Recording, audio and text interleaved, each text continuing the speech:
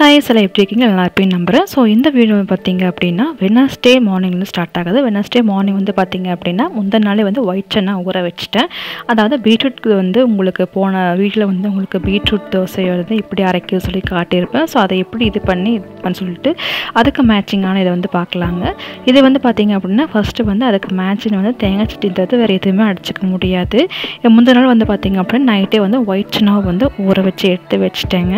இது வந்து குழம்பு மாதிரி செஞ்சுக்கலாம். மத்தியானத்துக்கு வந்து கொஞ்சம் ஈஸியாக இருக்கும்னு சொல்லிட்டு தான் இது பண்ணியிருந்தேன். காலையில் வந்து பார்த்திங்க அப்படின்னா அந்த பீட்ரூட் தோசையும் தேங்காய் சட்னி அதுபோக இந்த குழம்பு தான் இருந்தது.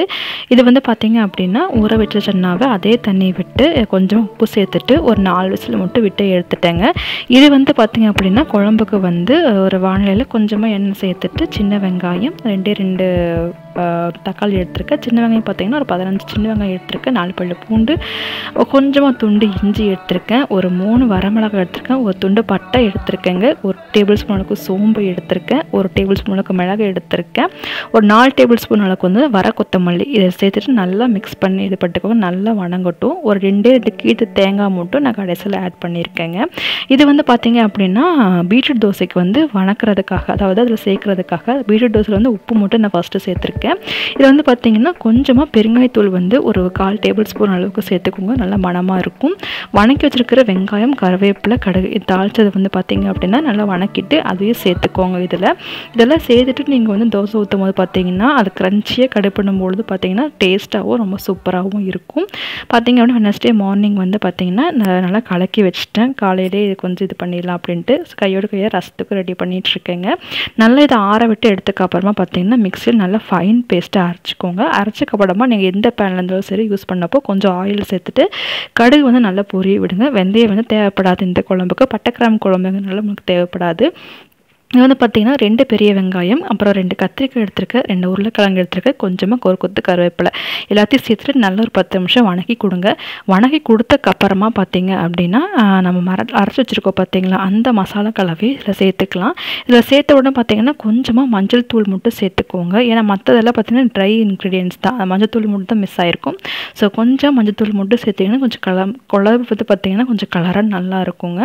நல்லா ஒரு 4 நிமிஷம் விட்டதுக்கப்புறம் பார்த்திங்கன்னா கொஞ்சம் வந்து பார்த்திங்கன்னா குழம்புக்குன்னு தனியாக எடுத்து வச்சுட்டேன். கொஞ்சம் வந்து பார்த்திங்கன்னா சாதத்துக்கு ஸ்நாக்ஸாக தாளிச்சிக்கலாம் அப்படின்னு சொல்லிட்டு எடுத்து வச்சுட்டேங்க. ஸோ ஒரு இதிலே பார்த்திங்கன்னா 2 மாங்காய்ங்கிற மாதிரி தான் எல்லா வேலையும் நடந்து வச்சுட்டு இருப்பேன். மோஸ்ட்லி நான் அப்படி தான் பண்ணுவேன். ஸோ தண்ணியை மட்டும் நல்லா மிக்சியில் இது பண்ணிட்டு கொஞ்சம் வேஸ்ட் பண்ணாமல் அந்த மசாலாவை அதில் நான் சேர்த்துக்கிறேங்க.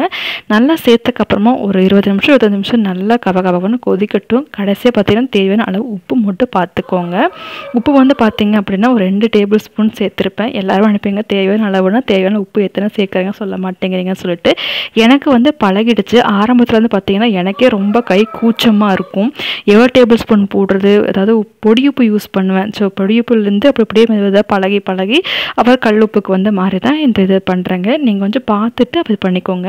சித்துக்கு கொஞ்சமாக அதே கொண்டக்கடலை, அதாவது அதே வந்து ஒயிட் சன்னால வந்து பார்த்திங்க அப்படின்னா கொஞ்சமாக பாசிப்பருப்பு மட்டும் சேர்த்துட்டு வெங்காயம், தக்காளி, பூண்டு தட்டி போட்டுட்டு ஒரு 4 விசில் விட்டு எடுத்துக்க அப்புறமா அவனுக்கு மட்டும் பார்த்திங்கன்னா கடைசியாக அதை கருவேப்பிலையில் போட்டு தாளித்து எடுத்துட்டேன். நான் கொஞ்சம் அவனுக்கு சத்தாகவும் இருக்குன்னு சொல்லிட்டு 20 நிமிஷம் நல்லா கொஞ்சக்கப்புறம் பார்த்திங்கன்னா குழம்பு நல்லா இந்த மாதிரி திக் இல்லாமல் கொஞ்சம் தண்ணியாக பாத்தில் தான் வச்சுருந்தேன். திக்காக வேணும் அப்படின்னு நீங்கள் திக்காக வச்சுக்கோங்க.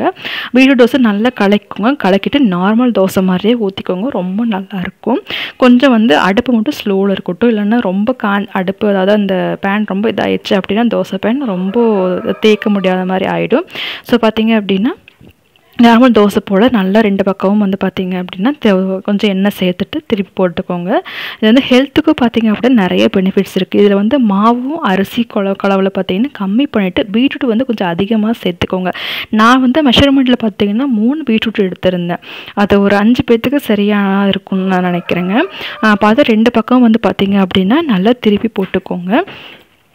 திருப்பி போட்டதுக்கப்புறமா நல்லா பின்பக்கமும் நல்லா வெந்தக்கப்புறமா 2 பக்கம் திருப்பி போட்டிங்கன்னா சூப்பராக ரொம்ப நல்லா மணமான பீட்ரூட் தோசை வந்து உங்களுக்கு ரெடி ஆயிரும். ஸோ வந்து பார்த்திங்கன்னா மார்னிங் வந்து டிஃபன் வந்து பீட்ரூட் தோசை, தேங்காய் சட்னி, அதை போக நான் செஞ்சுருந்தேன் அந்த ஒயிட் சன்னா குழம்பு தாங்க. ஸோ இதை அப்படியே வச்சாச்சு. சித்துக்கு வந்து பார்த்தீங்க அப்படின்னா அவனுக்கு அதே மாதிரி கொஞ்சமாக ஊத்தப்ப மாதிரி அதே ஸ்டைலில் ஊற்றி கொடுத்துட்டு இந்த பருப்போட அந்த இதை வச்சு சாப்பிட்டேங்க. பாட்டி ஒரு நாளுக்கு முன்னாடி கொண்டு வந்து இந்த பப்பாளி பழம் நல்லாவே பழுத்துருந்து அறுக்கிறதுக்கான ஸ்டேஜ் ஆயிடுச்சு. ஸோ பார்த்தீங்க அப்படின்னா நான் இப்போ கட் பண்ணால் இது அந்த மரத்துலேயே வந்து பார்த்தீங்க அப்படின்னா ஃபர்ஸ்ட் ஃப்ரூட். ஸோ ரொம்ப டேஸ்ட்டாக இருந்தது. ஸோ எல்லாம் கட் பண்ணி அன்றைக்கி மத்தியானம் வந்து பார்த்தீங்க அப்படின்னா லஞ்சுக்கு எல்லாருமே வச்சு சாப்பிட்டோம். ரொம்ப நல்லா இருந்தது. இந்த மாதிரி பப்பாளி வந்து பார்த்திங்கன்னா வீக்லி ஒரு 2 கிடச்சா கண்டிப்பாக சாப்பிடுங்க, சரிங்களா? ஏன்னா ஹெல்த் தான் நமக்கு மெயின் முக்கியம். ஸோ மத்தியானமெல்லாம் முடிச்சதுக்கப்புறம் பார்த்திங்கன்னா நைட் ரொட்டீனுக்கு வந்துட்டேன்.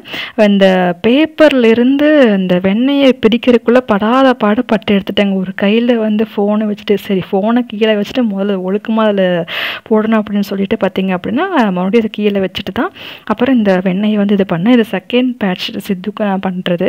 அது ஆல்மோஸ்ட் ஃபர்ஸ்ட் பேட்ச் முடிஞ்சிருச்சு. ஸோ செகண்ட் பேட்சுக்காக வந்து பார்த்திங்க அப்படின்னா நான் நெய் எடுத்துகிட்ருக்கேன். நெய் எடுக்கிறப்போ எப்போவும் போல் சொன்ன மாதிரி தான் அடுப்பு ஸ்லோவிலே வச்சுட்டு நல்லா கடை கொடுத்துட்டே இருங்க. நல்லா கலரி கொடுக்க பார்த்திங்க அப்படின்னா 10 நிமிஷம் கழிச்சு நான் சொன்ன மாதிரி ஆஸ் யூஷுவலாக கோல்டு கலர் வர வரைக்கும் வெயிட் பண்ணலாம். நைட்டுக்கு வந்து பார்த்திங்க அப்படின்னா சிம்பிளான குருமா தான். இதுக்கு வந்து குக்கரில் கொஞ்சம் ஆயில் சேர்த்துருக்கேன். அப்புறம் வந்து பார்த்திங்கன்னா ஒரு துண்டு பட்டை, அதாவது 2-3 பட்டை சின்ன பட்டை தாக்கில் ஒரு துண்டு நான் சொல்கிறேங்க.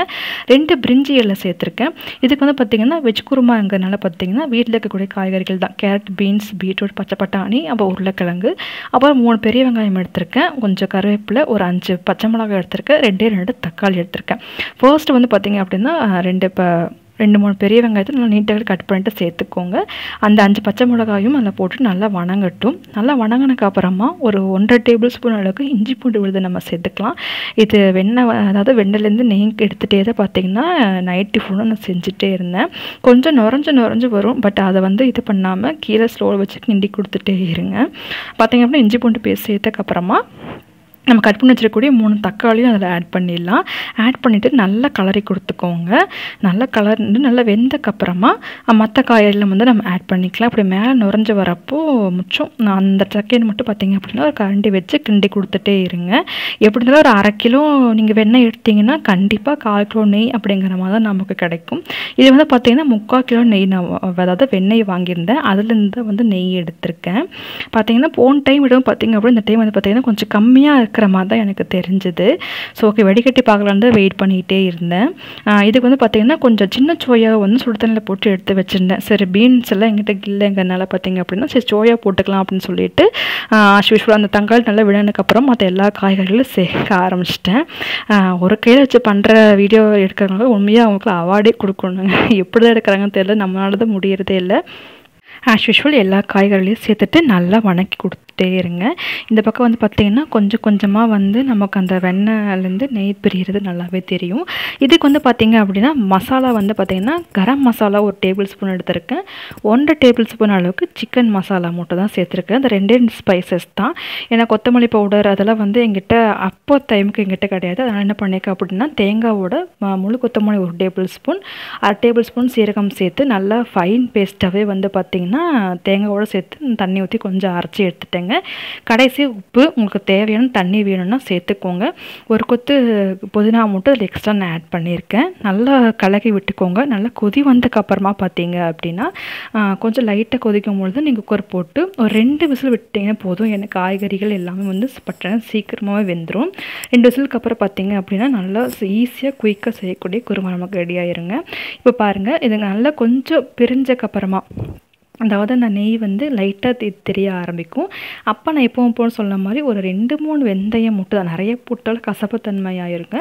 2-3 மட்டும் அந்த கலருக்காக வெந்தயம் போடுறோம். அப்புறம் பார்த்திங்க அப்படின்னா ஒரே ஒரு கீத்துக்கு கருவேப்பிலை மட்டும் சேர்த்துட்டு அது நல்லா பொரியிற ஸ்டேஜ் வந்ததுக்கப்புறம் பார்த்திங்க அப்படின்னா நம்ம வந்து அடுப்பை ஆஃப் பண்ணிக்கலாம். அது ஒரு 5 நிமிஷத்தில் வந்து பார்த்திங்கன்னா கருவேப்பிலையும் நல்லா பொரிஞ்சிடும். அப்போ வந்து நம்ம ஆஃப் பண்ணிக்கலாம். பார்த்திங்க அப்படின்னா குருமா ரெடி ஆயிடுச்சு. இது வந்து பார்த்திங்க அப்படின்னா சித்துக்காக தனியாக செஞ்ச உளுந்த சவுறு அப்படிம்பாங்க. இதோட ரெசிபியை கண்டிப்பாக நெக்ஸ்ட் விளாகில் இல்லைன்னா அடுத்த டைம் செய்கிறப்போ கண்டிப்பாக உங்களுக்கு நான் இன்க்ளூட் பண்ணுறேன். குழந்தைகளுக்கு வீக்லி 2 கண்டிப்பாக கொடுங்க. நல்லா ஹெல்த்து தோலோடு தான் நான் சேர்த்து கொடுத்துருக்கேன். கருப்பு உளுந்து முழு உளுந்து தான் வந்து சரியான சதவீதத்தில் எடுத்து நான் செஞ்சுருக்கேங்க. கண்டிப்பாக ஒரு நாள் ஆட் பண்ணுறேன். இது வந்து பார்த்திங்கன்னா அந்த உளுந்த சோறுங்கிறது வந்து பார்த்திங்க அப்படின்னா மினிமம் 7 மந்த்ஸ்லேருந்து நம்ம வந்து ஸ்டார்ட் பண்ணலாம் வீக்லி ட்வைஸ் கொடுக்குறதுக்கு. அப்படி தான் வந்து நானும் பண்ணியிருந்தேன். சித்துக்கு மட்டும் எடுத்துட்டேங்க. இது வந்து பார்த்திங்க அப்படின்னா நெக்ஸ்ட் டே மார்னிங், அதாவது நெய் வந்து உங்களுக்கு ஆட்டுறதுக்காக வந்து நான் இந்த சித்துக்கு மட்டும் தனியாக அவனுக்கு தோசையில் ஊற்றி காட்டியிருக்கேன். பார்த்திங்கன்னா நல்ல கோல்டு கலரில் சூப்பராக இருக்குல்ல, எனக்கே ரொம்ப ஆச்சரியமாக இருக்குது. இந்த கலர் வந்து பார்த்திங்கன்னா நம்ம வெளியில் வாங்குகிற இது மாதிரியே இருக்கும், நல்ல மணமாக இருக்கும். நம்ம வீட்டில் பண்ணுற நெய் நீங்களும் ட்ரை பண்ணி பாருங்கள். வீட்டில் நீங்கள் பேக்கெட் பாலாக இருந்தாலும் சரி, அதில் எடுக்கக்கூடிய மேலே வரக்கூடிய அந்த ஆடையை கலெக்ட் பண்ணி எடுத்து வச்சுட்டு வெண்ணெய் எடுத்துக்கப்புறமா கூட நீங்கள் நெய் இது பண்ணலாம். நான் நேற்றுலேருந்து பார்த்தீங்கன்னா கட் பண்ணவே ஆரம்பிச்சிருக்கேன். கண்டிப்பாக அதை கலெக்ட் ஆனதுக்கப்புறம் 1 மந்த்ஸ் கழிச்சு ஒரு வீடியோவாக நான் உங்களுக்கு கண்டிப்பாக காட்டுறேங்க. இது வந்து பார்த்திங்கன்னா மத்தியானத்துக்கு பீட்ரூட் குழம்பு தான் செய்யலாம்னு சொல்லிட்டு பிளானிங். அதை காலையிலே செஞ்சு முடிச்சுன்னா நம்ம கொஞ்சம் வேலை ஃப்ரீயாக இருக்கும்னு சொல்லிட்டு செஞ்சுட்டேன். அதாவது அத்தைக்கு வந்து கருவாடு பிடிக்காது. ஸோ அவங்களுக்கு தனியாக மட்டும் எடுத்து வச்சுட்டு நாங்கள் வந்து பார்த்திங்கன்னா நெத்திலி கருவாடு தான் வீட்டில் இருந்தது. ஸோ அதை நல்லா வாஷ் பண்ணிவிட்டு ஒரு 10 நிமிஷம் நல்லா கொதிக்க விட்டு எடுத்து வச்சுட்டேன். ஸோ பீட்ரூட் குழம்பு பார்த்திங்கன்னா அந்த பக்கம் வந்து அப்படியே ரெடி ஆகிட்டே இருந்தது. மத்தியானத்துக்கு ரொம்ப பிளெயின் தான் பீட்ரூட் குழம்பு. அவரை பார்த்திங்க அப்படின்னா கொஞ்சம் வெளியில் வந்து பஜ்ஜி போண்டாலாம் வாங்கிட்டோம். ஸோ வாங்கி அதையே அட்ஜஸ்ட் பண்ணி சாப்பிட்டாச்சு. இது எப்படி செய்யணும்னு சொல்லி டக்குன்னு ஒரு இதில் சொல்லிடுறேன். ஃபர்ஸ்ட் வந்து பார்த்திங்கன்னா சின்ன வெங்காயம், பூண்டு, கருவேப்பிலை போட்டு நல்லா கடுகு போட்டு இப்போ போல் தாளிச்சிக்கோங்க. 3 தக்காளி சேர்த்துருக்கேன். கட் பண்ணி வச்சுருக்கக்கூடிய பீட்ரூட்டு, ஒரு 2 உருளைக்கிழங்கு சேர்த்துருக்கேங்க. சேர்த்துட்டு நல்லா வணக்கி கொடுங்க. இதுக்கு மசாலா தூளுக்கு வந்து பார்த்திங்கன்னா கொத்தமல்லி தூள், அப்புறம் மிளகாய் தூள், அப்புறம் மஞ்சள் தூள், அதுக்கப்புறம் பார்த்திங்க அப்படின்னா ஒரு 2 டேபிள் ஸ்பூன் அளவுக்கு இப்போ மட்டன் மசாலா சேர்த்துருக்கேன். சேர்த்துட்டு நல்லா வணக்கி விட்டதுக்கப்புறமா அரைச்சிருக்கக்கூடிய பேஸ்ட்டில் சேர்த்துக்கலாம். இந்த பேஸ்ட்டில் ஒன்றும் இல்லை, தேங்காவும் சீரகம் மட்டும் தான் போட்டு அரைச்சி எடுத்துருக்கேன்.